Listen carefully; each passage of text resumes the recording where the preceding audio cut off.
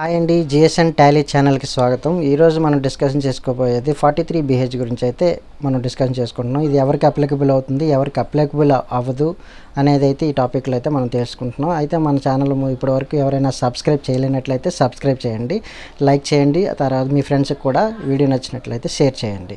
ఇక టాపిక్లోకి వెళ్ళినట్లయితే మనం 43BH అనేది ఎవరికి అప్లికబుల్ అవుతుంది అని చూసుకున్నట్లయితే మన సప్లయర్ ఎవరైతే ఉంటారో వాళ్ళు ఎంఎస్ఎంఈ రిజిస్ట్రేషన్ అయింది. ఎంఎస్ఎంఈ అంటే micro and small and medium enterprises. ఎవరైతే ఎంఎస్ఎంఈ రిజిస్ట్రేషన్ అయ్యి ఉండి వాళ్ళ దగ్గర మనం పర్చేజ్ చేసినట్లయితే వాళ్ళ దగ్గర నుంచి ఈ 43BH అనేది అప్లికబుల్ ఆప్షన్ అనేది ఉంటుంది. అయితే ఇందులో అయితే ఇక్కడ మ్యానుఫ్యాక్చరింగ్ కానీ సర్వీస్ ప్రొవైడర్స్ కానీ ఉన్నట్లయితే వాళ్ళకి ఈ 43BH అనేది అప్లికబుల్ అవుతుంది. ట్రేడర్స్ అయితే అప్లికబుల్ కాదు. ఇది ఒక పాయింట్. ఇప్పుడు ఎవరికి అప్లికబుల్ కాదు అని చూసుకున్నట్లయితే ట్రేడర్స్కి అనేది అప్లికబుల్ కాదు. అదేవిధంగా మనం పర్చేజ్ చేసిన బిల్ ఆఫ్ డేట్ నుంచి వితిన్ 15 డేస్లో సప్లయర్ దగ్గర నుంచి ఎంఎస్ఎంఈ రిజిస్ట్రేషన్ అయ్యి ఉండి వాళ్ళ దగ్గర నుంచి మనం పర్చేస్ చేసి 15 డేస్లో పే చేసినట్లు ఆ బిల్ యొక్క పేమెంట్ అనేది 15 డేస్లో పే చేసినట్లయితే 43BH అనేది అప్లికబుల్ కాదు. ఒకవేళ మీరు సప్లయర్కి మీకు అగ్రిమెంట్ ఉన్నట్లయితే వితిన్ 45 డేస్లో అగ్రిమెంట్ అనేది నెంబర్ ఆఫ్ డేస్ ఎన్ని రోజులు ఉంటే అన్ని రోజుల్లో మీరు బిల్ పేమెంట్ అనేది పే చేయాలి.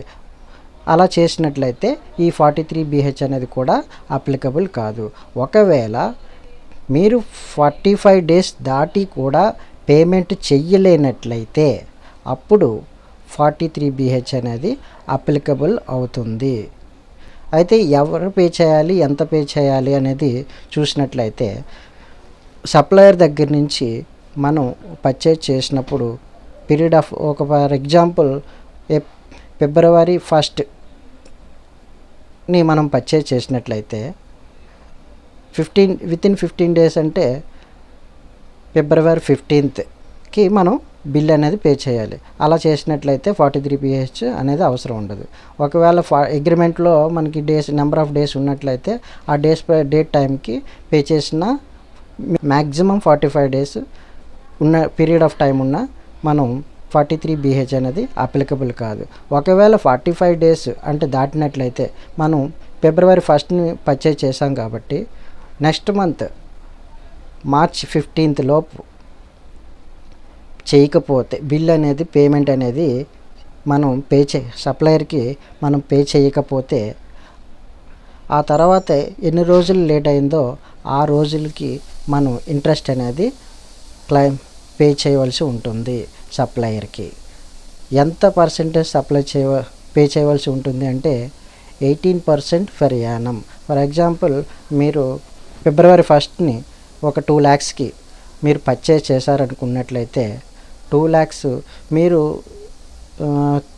మార్చి 31ని పే చేశారనుకుందాం.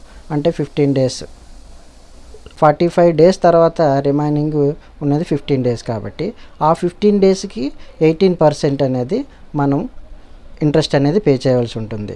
ఆ ఇంట్రెస్ట్ డిజాల్వ్ కింద క్లెయిమ్ చేసి దాన్ని నెట్ ప్రాఫిట్కి యాడ్ చేయవలసి ఉంటుంది.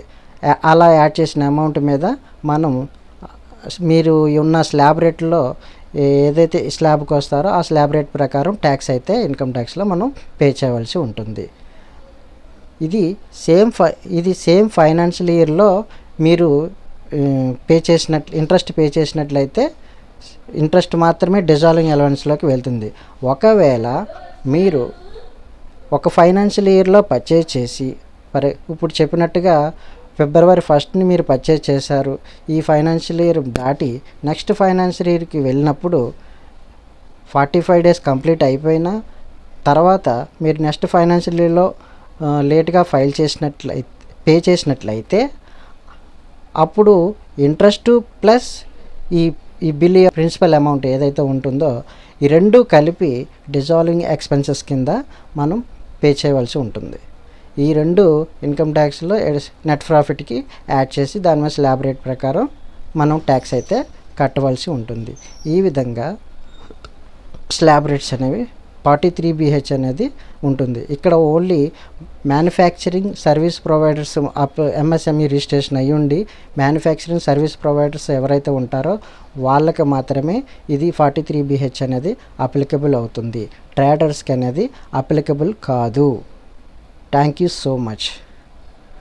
వీడియో నచ్చినట్లయితే లైక్ చేయండి, మీ ఫ్రెండ్స్కి షేర్ చేయండి.